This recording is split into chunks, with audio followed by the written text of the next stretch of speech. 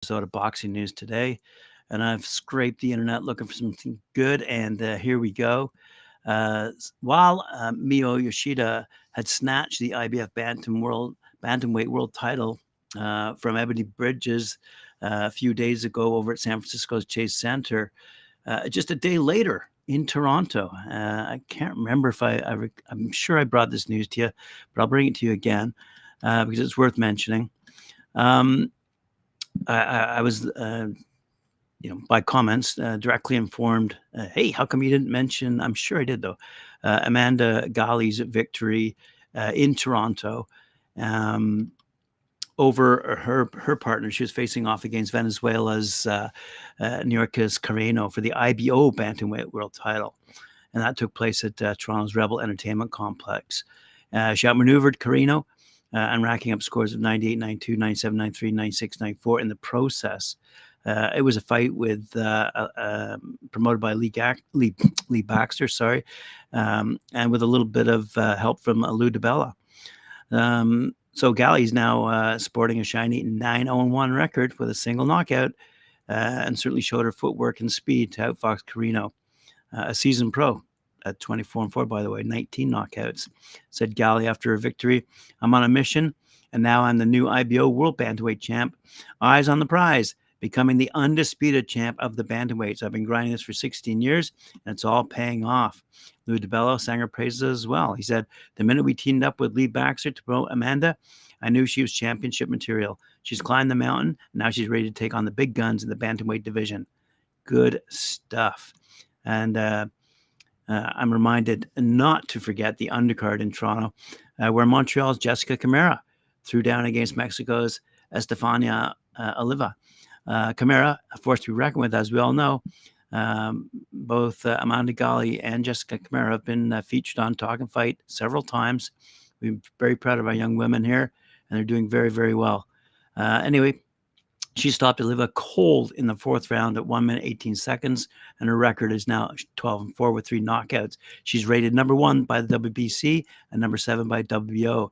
Camara is no stranger to the big leagues, having narrowly lost to Kelly Rice for the WBA, WBO, IBO Super Lightweight World Championship back in 2021. So good news out of Toronto, good news out of Canada for women in the ring. Speaking of women in the ring, Kariss Artingstall out of Great Britain is eager to challenge Amanda Serrano for her world titles and would box 3-minute rounds rather than the standard 2-minute distance in women's boxing. This is courtesy of SkySports.com out of UK. Artingstall would require a contest to transition to the longer rounds. I train threes, so it doesn't bother me in the slightest at Artingstall.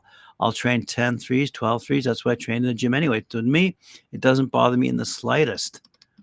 I'd be happy to do the 12 threes once the opportunity comes, but I'd need another dance partner prior to that to do threes with, because I wouldn't want to go from 10 twos straight into 12 threes with Amanda Serrano. I need some other dance partners to be capable and want to do the threes as well. And she added, "I know there's definitely people that would prefer that distance, and maybe some people that might be more suited to it, but the pace is going to have to come down. I feel like a handful of females would suit it, a handful of females wouldn't. Does it improve our fights? Does it make it more exciting to watch? I don't know.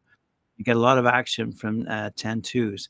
You can't go at a fast pace, and that's what a lot of females have trained for. I don't know if it'd be better moving to 2 to 12 twos first, because going from 10 twos to 12 threes, it's a big jump." So there you go. Those people following women in the ring. Let's have a quick look at Devin Haney's lopsided win over Regis Prograis. It's now been tarnished by a report of a massive rehydration increase from 145 to 165 pounds by Haney. Gaining that much weight after the weigh-in gave Haney an unfair advantage over the considerably lighter Prograis, who, one would argue, never stood a chance of winning against a behemoth of that size. Haney's now 31-0, 15 knockouts, reportedly weighed 165 on the night of his title fight against WBC light welterweight champ Prograis, 29-2. And fans on social media are disgusted by Haney's colossal rehydration amount, labeling him a weight bully. It's unlikely that the fight will be changed to a no contest, but you can argue that it should, or at least have an asterisk next to it in the record books. It doesn't make sense for a fighter to rehydrate 25 pounds to have a significant weight advantage over his opponent. That's courtesy of boxing247.com, by the way. And I'm just thinking to myself, where would anyone put that water, if it is water? If Prograis, by the way, hadn't been aware that Haney would rehydrate 25 pounds, that would have put him at a disadvantage.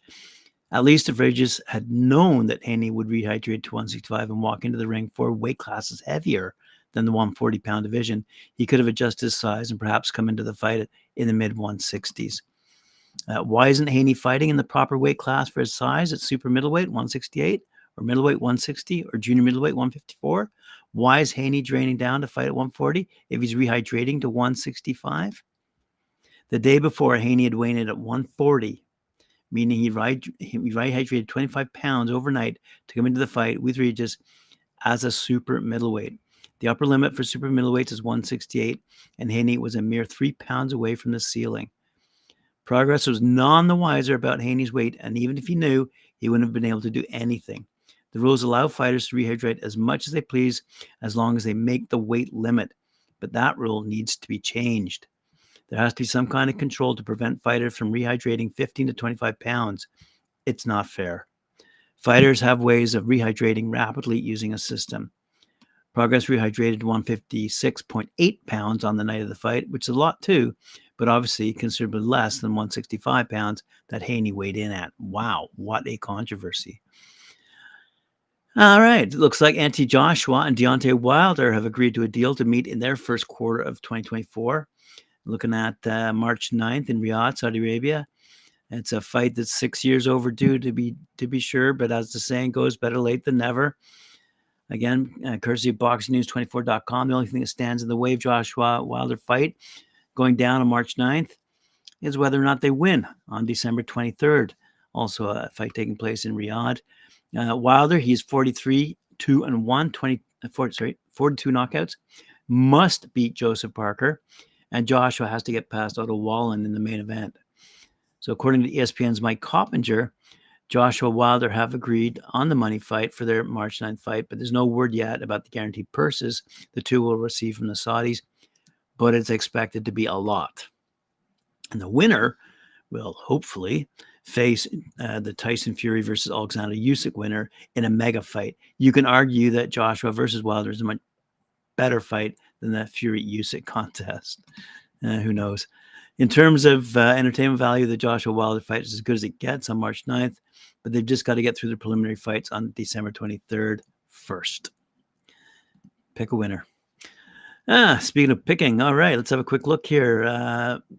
Courtesy of Joe Koizumi over in Japan on fightnews.com. He says, WA number 1 Bantam, Sho Ishida, 34-3, quickly chalked up a TKO victory over Filipino James Pagaling, 8-2. On the third round in a scheduled 8-rounder taking place over in Osaka, Japan. Ishida, an elongated boxer-puncher, made good use of his favorite left jab, took the initiative, and swarmed over the Filipino with a flurry of punches. Pagaling fell and beat the count, but couldn't resume fighting, only to be stopped by the referee. Ishida's target, by the way, is WBA 118-pound ruler Takuma Inoue, the monster's younger brother. Sho had acquired the IBF mandatory right by edging unbeaten Victor Santillan from the Dominican Republic in the IBF Eliminator fight, and that also took place in Japan. So good stuff out of Asia. Wow, let's have a quick look at the flyweight division of the men's. Let's have a look. 47 years. That's how long the flyweight division in boxing went between the time Salvatore Baruni was stripped of the WBA's 112-pound belt in an era when the WBC was still considered fledgling, and the first alphabet unification clash in the division. 2012 gave us Brian Villoria's win over Tyson Marquez to unify the WBA and WBO belts, a pair of straps that stayed in tandem through the reign of Juan Francisco Estrada. Estrada's reign ended in 2016, and we've had no unification belts in the division since. But that changes upcoming when we see London's 27-year-old IBF titleist Sonny Edwards, 20-0, versus Texas 23-year-old WBO titleist Jesse Bam Rodriguez, 18-0. is another log on the fire of goodness in 2023, without a doubt. It's got a bit of everything. Stylist versus boxer puncher, southpaw versus orthodox. Bam being the southpaw, Edwards being the orthodox fighter. We've also got a bit of youth mixed into this as well, as I just outlined for you. But what it also has is something that will be incredibly difficult to put together for half a century. Unification is never easily done, according to BoxingScene.com, but it's easier in boxing's glamour divisions. Welterweight has had multiple unification fights in every decade since the 1980s. Heavyweight has too. It makes sense. Those divisions have bigger audiences that bring the globe together. Flyweight has often been plagued by geography.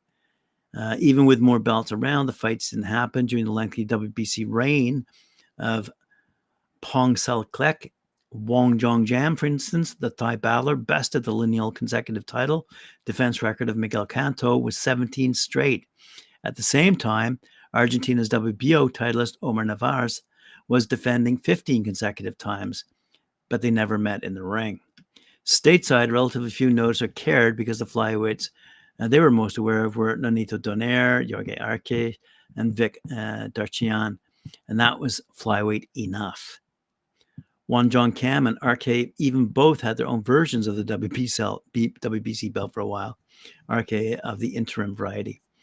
What that meant was there wasn't a lot of world champion going on, as there were regional attractions. Anyway, so we have Bam Rodriguez, Sonny Edwards going toe-to-toe in a flyweight championship unification. So let's see what happens. Let's have another look here. Oh, okay. Former world champion Alberto Puello, we talked about him often, 21-0, will return to take on fellow unbeaten Hector Madera, 11-0, in an 8-round super lightweight showdown as they headline the final Showtime Boxing Countdown show this Saturday, taking place at the Armory in Minneapolis, Minnesota, USA. Action live on Showtime Sports YouTube channel and Showtime Boxing Facebook page will also feature middleweights Kyron Davis, 17-3-1, and Cruz Stewart, 8-2, in an 8-round attraction, plus light heavyweight contender Lawrence King, 13-1, who's going to duel Alex Tehran, 23-12, in a 6-round fight.